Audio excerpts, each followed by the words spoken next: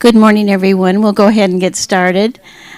I wanted to just make a few comments before Paige takes the microphone, and that is to say that the Army residence community has a partnership with University of Texas Health Science Center at San Antonio, and which is now known as UT Health, and or UTSA, San Antonio, etc.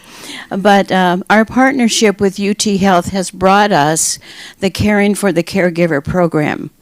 And the partnership has also resulted in doctoral students in nursing and occupational therapy coming here. So today we have the benefit of Paige Richardson, who is going to graduate with her Doctor of Nursing practice in just a couple months, and she's going to present to us this morning. Paige? Yeah, thank you so much for being here, all of you. I know that there were puppies, too, that I was competing with, so glad that you guys were willing to sacrifice this month. So yes, like Dr. Huebner said, my name is Paige, and I am a Doctor of Nursing practice student. My specialty is psychiatry, so mental health is all that I focus on right now. And so today we're going to just kind of talk about caregiving, what it is, what it looks like, what burden can be, and then what resources are here to help you with that. So first, if anybody has their phones, if they could just silence them, that would be great. And so let's start with a simple question of who is a caregiver. So caregivers are informal, unpaid individuals who support others with activities such as personal care, medication management, and household tasks. There's also formal paid caregivers that you can get help from, home health, those types of things. But today we're only going to be talking about that informal role that many of you actively participate in. So caregiving is not defined by hours. It doesn't have to be full-time. And even tasks that seem small and only take a few minutes to complete at a time can accumulate into really big responsibilities.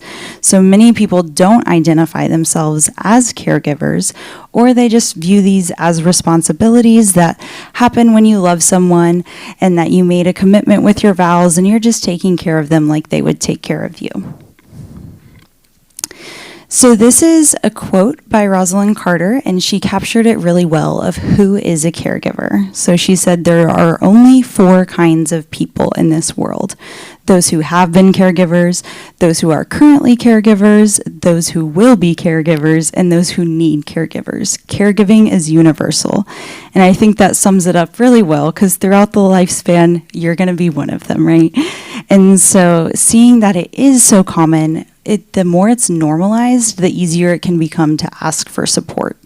And so you'll find that I put out a caregiver burden screening. If you didn't get that paper, we can definitely get one to you. And that screening is to make the invisible workload visible, so support can be proactive rather than crisis-driven. So here's some questions to help determine if you are a caregiver. There's lots of questions here, and so we'll kind of break them down a little bit. Some of them can be if you help getting someone to a doctor's appointment, if you're the one who takes the medications and puts it in the pill organizer for the week or the month, if you help someone monitor a medical condition, like check their blood sugars, or if you're monitoring blood pressures, if you're doing any of that. If you're the one calling doctors or messaging them or figuring out what's going on and how to schedule things. And then there's some more like physical help of like if you're helping someone get in and out of bed, if you're helping them with hygiene, getting dressed, showered. If you're doing more hands-on services like housework, preparing any meals, or managing finances, then these are all things that can make you a caregiver. So I want to point out that a lot of these are coordination tasks, right? That doesn't necessarily have to be hands-on personal care to make you a caregiver. Sometimes it's easy to think that that's the only things that really qualifies you as a caregiver is if I'm physically helping someone in that moment, right? But there's so much more that it can be than just that. So I want to just take a moment, and in the last month, if any of you have answered yes to any of those at least once, can you raise your hand? Yeah, so that's almost all of you. So first, I want you to see that others are experiencing similar circumstances, right? Sometimes it can feel really isolating and that you're the only person who's going through this, but there's so many people who are experiencing this. And then second, I want you to recognize that you are a caregiver because you're helping with things. Sometimes it is just so easy to feel like, I'm just helping. I do it all day. It's not a formal role.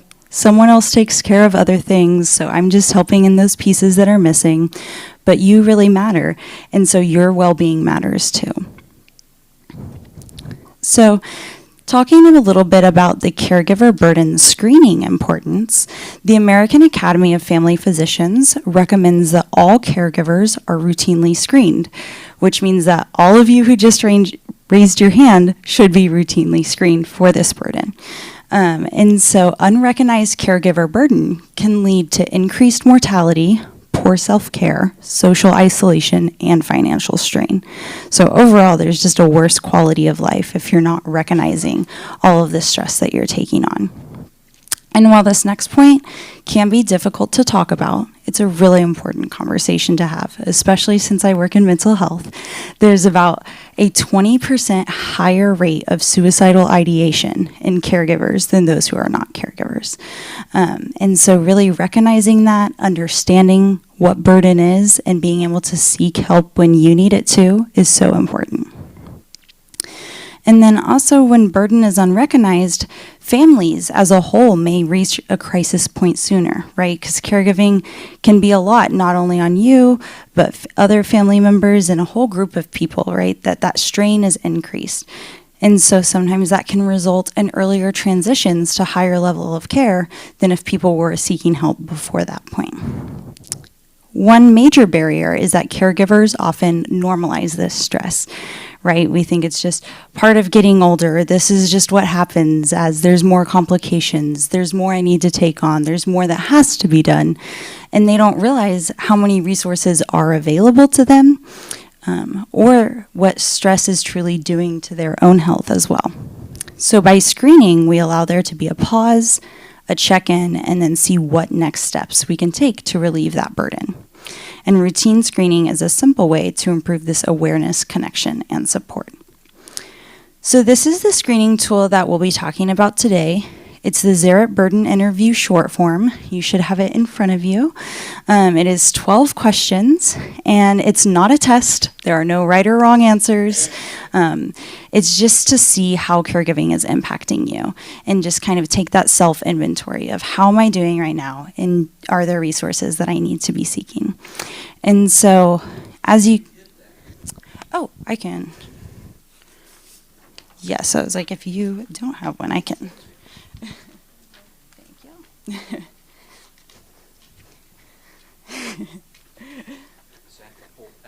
Yes. I'll grab you one too.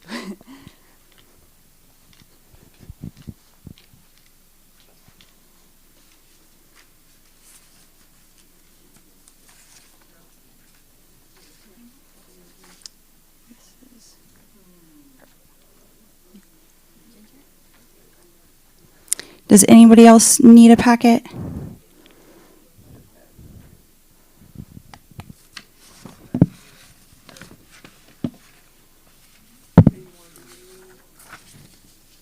Sorry, I'm dropping things. Thank you so much. Everybody get one? Perfect.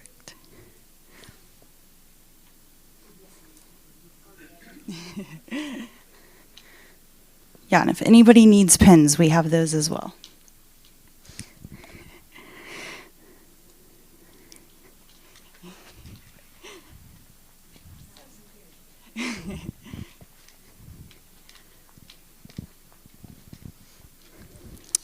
So yes, now that you all have that screening tool in front of you, it looks the exact same as it does on the screen.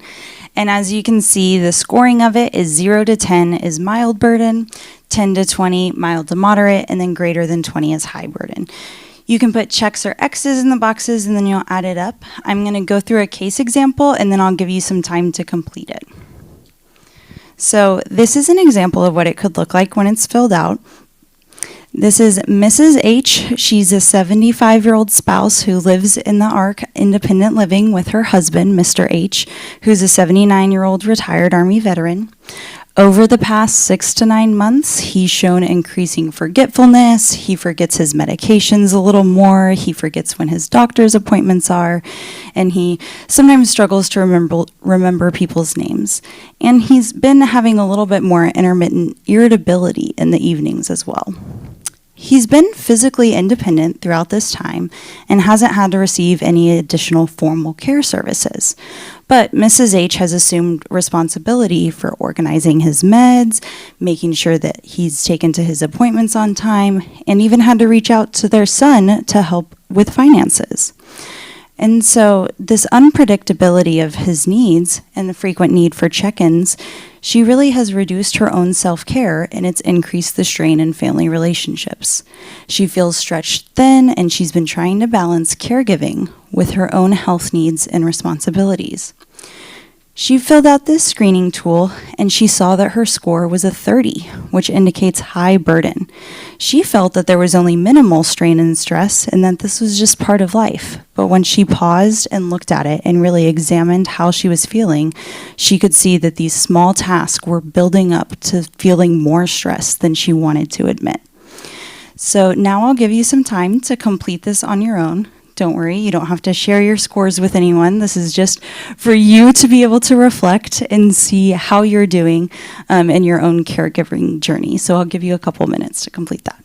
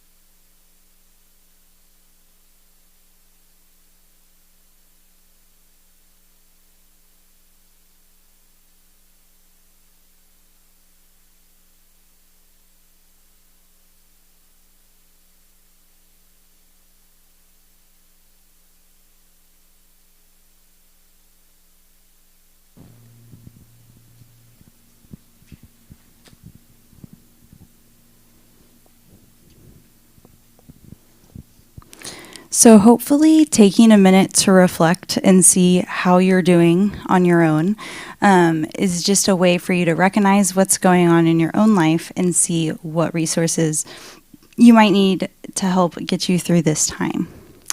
So I'm going to review when burden becomes burnout. So caregiver burden is that ongoing physical, emotional, financial strain. It's kind of always going to be present as long as you are caregiving because it is a big responsibility. But the real concern is when that switches over into caregiver burnout. That's the severe feelings of exhaustion, hopelessness, detachment, and that's that chronic unmanaged stress that especially like you can notice in your own health and your own mental health really declining, especially in that social aspect of feeling like your whole life is revolving around the person that you're caring for. So what support exists here at the ARC? There's several different types of support. Some are educational, some are social, and some are practical. And a key goal of these screenings is to match the right type of resource with the right type of need. So we have some skills and education opportunities, which are the essentials of caregiving and the digital literacy classes that are put on by the Caring for the Caregiver program. We also have some peer connection opportunities like Memory Cafe and the Men's Caregiver Group.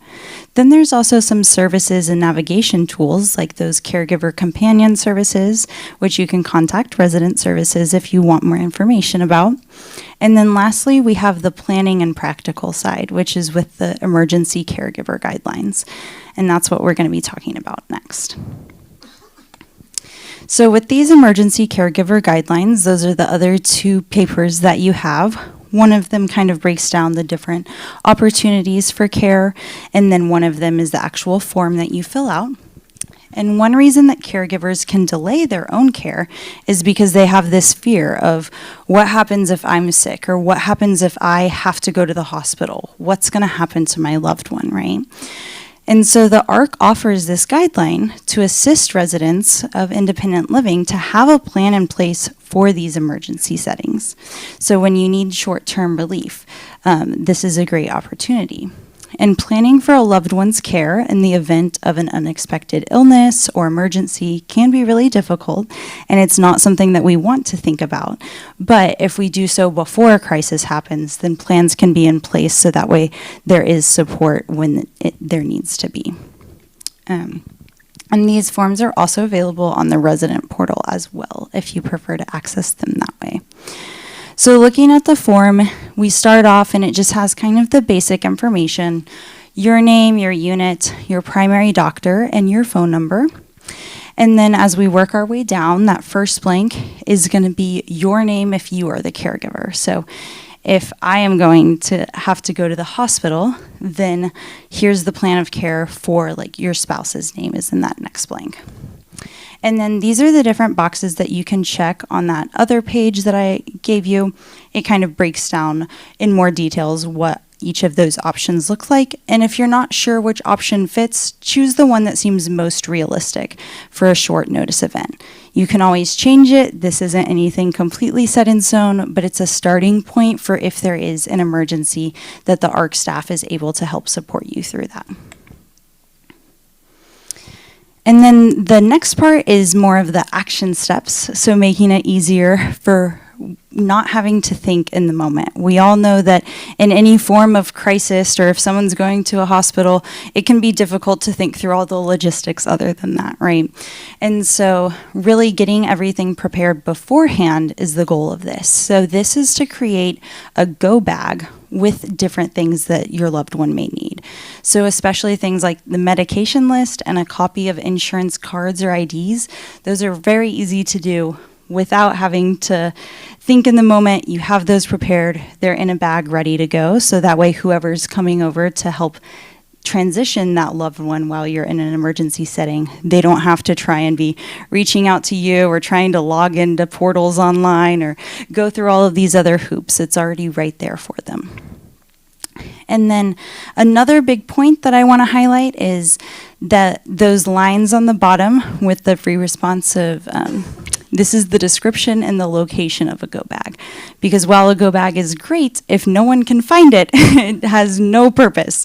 So that is to describe what it looks like and where it is. So, because if you just say, I have a go bag, that is not very helpful to anyone who is trying to come in and assist your loved one in that moment. So saying that it's a blue North Face backpack in the closet on the front left side, like you want to be as specific as possible so that way other people could find this bag, so that way it's not prepared and no one can find it.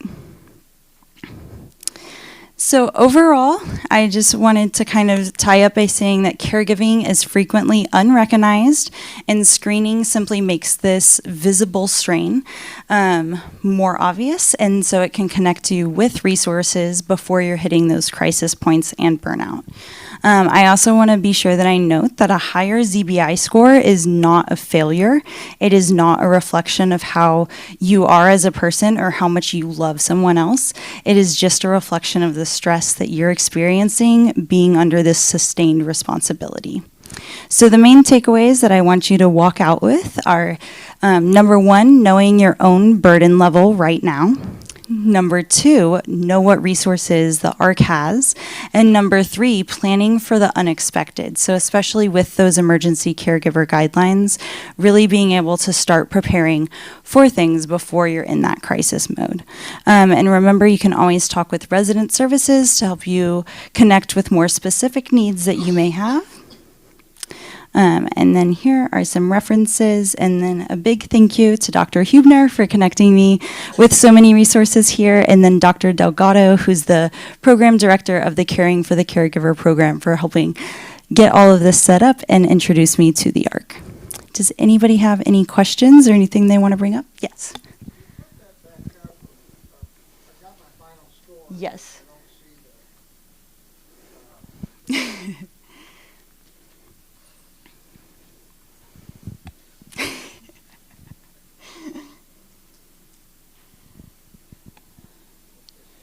Yeah. Yes. How are long-term care insurance policies doing what you're doing in terms of classifying a patient as needing a caregiver and paying for it? Long-term care insurance covers certain things, but how does this fit into that, or does it? So his question was asking about long-term caregiver insurance and how all of that factors in together. I am not specifically well-versed on too many details of that. I know that there are a lot of options for different respite cares through that allow for kind of day coverage here and there, that you're able to get someone to come and care for a loved one while you maybe take a few hours for yourself, right? I think those are normally the number one common things, is like a respite care type of thing. Whenever I was at the VA this past fall, that was their main goal that they were trying to do, was have like a connection of people who they could even designate a respite care person who was actually a family member, and that person would get paid to come watch your loved one. So different things like that. I know insurance is always tricky and so challenging to navigate what is actually covered and what is not. But that's a great question that I would love to dig in more and find more about. Mm-hmm. Paige, is there any possibility of like getting neurologists and stuff that are taking care of the spouse, these forms? Because my experience with the neurologists that we had, they didn't care about how I was doing. And that was a major issue.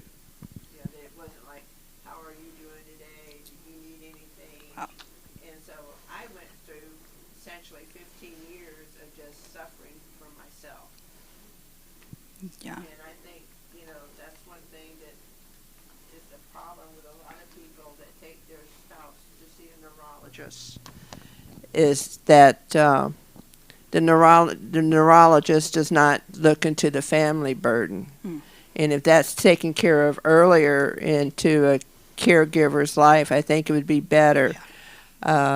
It just happened. My anxiety got so bad that my PCM recognized and started me on something, but they didn't ask me questions as to why my anxiety or what I could do for it.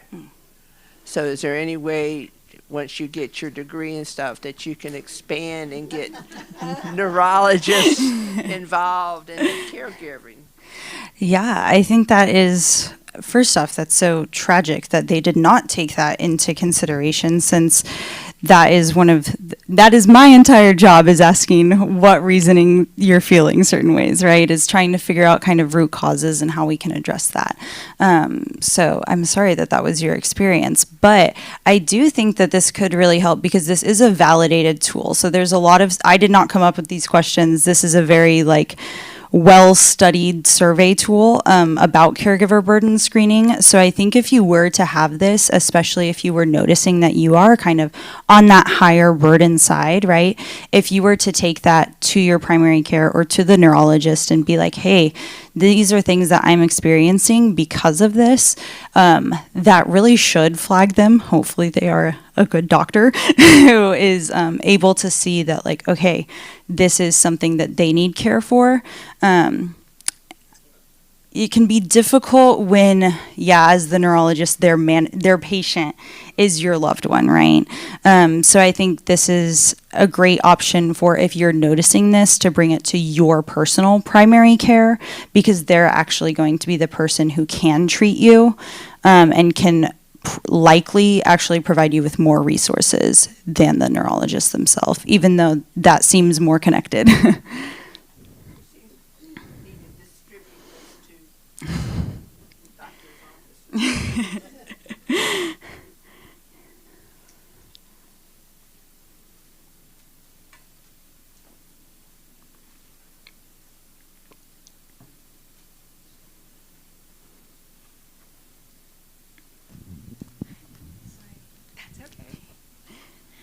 I just wanted to say that part of Paige's doctoral study requirement and curriculum is that she not only makes some progress in our understanding of caregiver burden, but that she introduces it into an organization so that it can be sustained.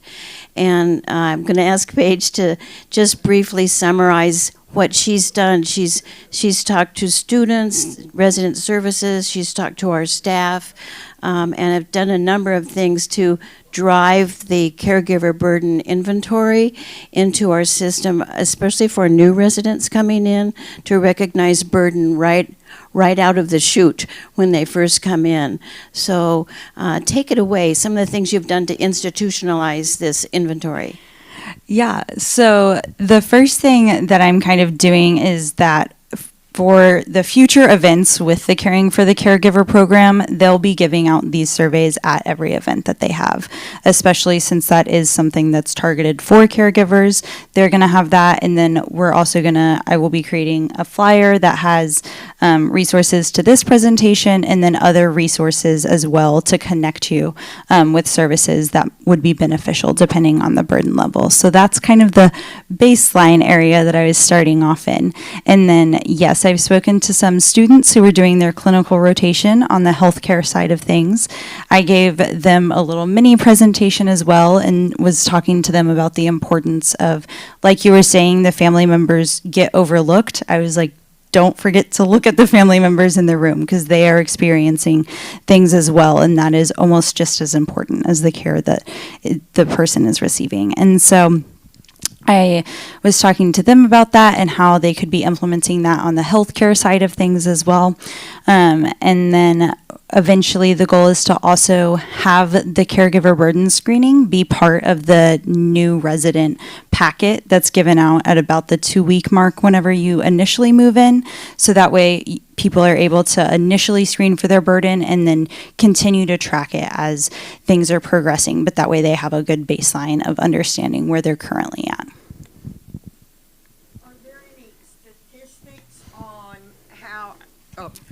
Are there any statistics on how a better balanced caregiver affects the patient as far as to keep them at home longer or? Yes, I am not sure of the exact numbers of the statistics because it has been a little bit of time since I've fully been reading through all the literature, but that is, it is definitely found that if you are experiencing more stress, it is likely that you are more likely to have the person that you're caring for be placed in a long-term care facility sooner than it would have been if you were managing your burnout. So there's definitely lots of studies on that.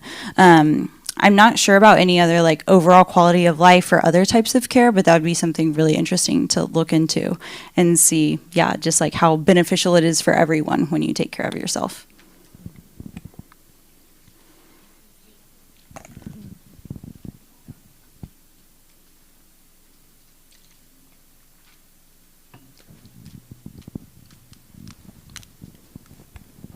A couple of things.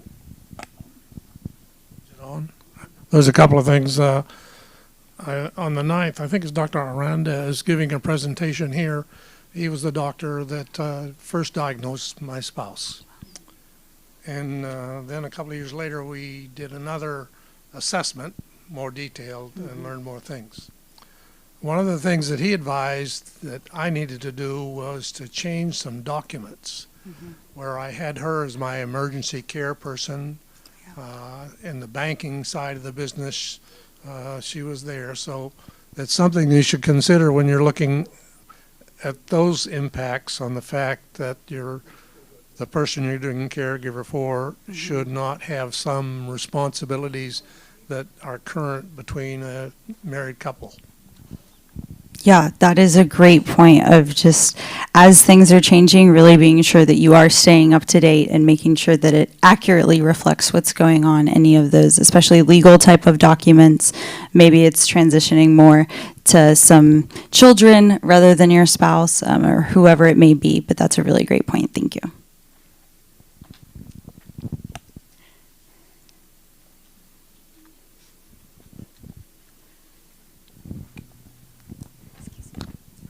Thanks.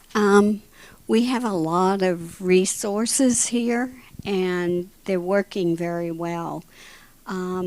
We attend the caregiver group. We think they're spectacular. I personally feel a need to sit down and talk with somebody personally or in a small group of other caregivers.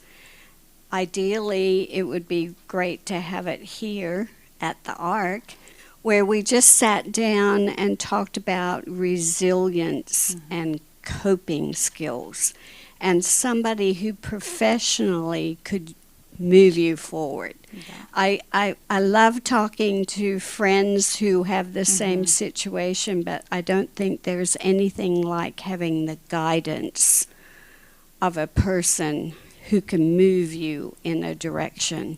Is there any thought of having such a situation here? Yeah, I had never personally considered that before, but I think that is such a great point of, yes, friends are wonderful, and we know that, and they're great for talking to, but it does not replace professional support, right? And I think that is definitely something that I could continue to look into with the partnership that y'all have with UT Health, because you do have so many students like myself who that is what we're learning in education. And so even having students towards the end come here and be able to talk and have those more one-on-one moments, that it's really like you're able to just let it all out, right? And in a non-judgmental way, and learn about that, those coping skills, that resiliency, all of those things that are really needed to help relieve the burden. And yeah, I think that would be a great thing for me to try and figure out how we can make happen in the future, of something here that is professional and well-rounded, and just something that you can have that individual care. Yeah, thank you for putting that on my radar. Okay, thanks.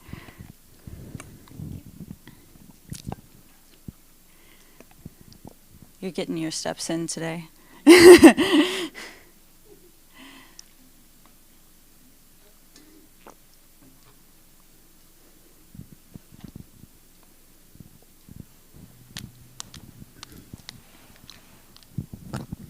I have not been a caregiver for almost 2 years now because my wife passed away. But one of the greatest things that you have to recognize yourself is when you need help. You have to recognize that. I still go to these caregiver groups that we have here at the Ark. And the reason I do is to pass along any experiences that I had taking care of my wife for 5 years in her declining years. Those conversations are very personal with everybody. It's easier for some people to open up than it is for others. But take a chance to go to those caregiver groups, and if you have a question, if you have a situation, talk about it and share with other people, and you'll find that the people in those caregiver groups are concerned, and we want to help each other. Yeah, thank you so much for sharing that. Yeah, I think having communal support of people who are experiencing the same things is so important. And yes, it can be difficult to share what's going on, but the more you talk about it, the more help you're able to get and the more support you're able to feel. Anybody else have any thoughts or questions?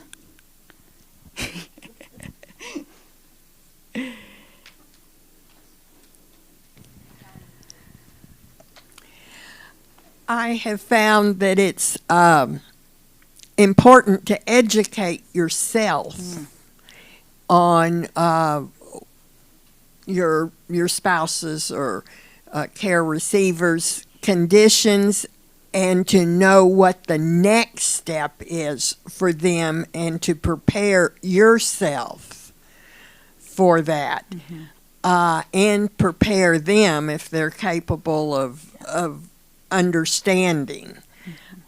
So the educational part for the caregiver is very important. So what do the digital, on the slide you had, the resources? Yes. What do they involve? Yeah. Yes. So the digital literacy, that is a lot of like, especially now how so much of healthcare is switching to these online portals and all of the things that can be very difficult to navigate. That's what the digital literacy is focused on. It's having people come in and walking you through how to navigate these resources. The essentials of caregiving is more, a little bit more like you were talking about, of like the disease processes, but it doesn't quite go into how the disease will progress or what to prepare yourself for. It's more just kind of the basics of what does caregiving look like, how can that happen, and what just other kind of very basic level of it, but mainly connecting you with others as well. So I think that would also be a really interesting thing for me to be able to focus on, is some education about what the next steps look like, right? As things are happening, and how can you prepare yourself for those changes? You're not blindsided and have to grapple with, okay, how do I deal with it? Yes, if we are prepared for those changes, it makes that transition so much smoother. And so, yeah, I definitely love to be able to research more about that and provide more education and resources about what to expect for the progression of certain diseases. Yeah.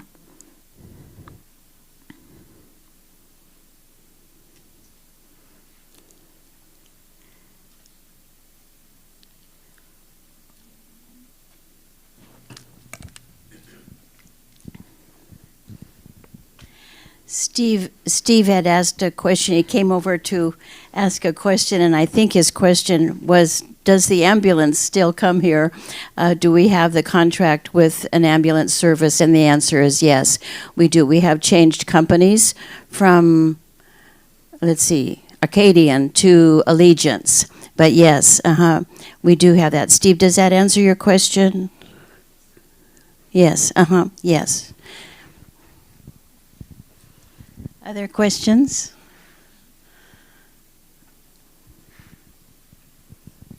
Awesome. Well, thank you all so much for coming and listening to me tell you more about caregivers and supports that you have. I will definitely be looking into a few of those things that some of you mentioned, to try and provide some more resources and connect the caregiving program to the needs that y'all have specifically here at the ARC. But thank you so much, and I appreciate y'all spending your morning here with me.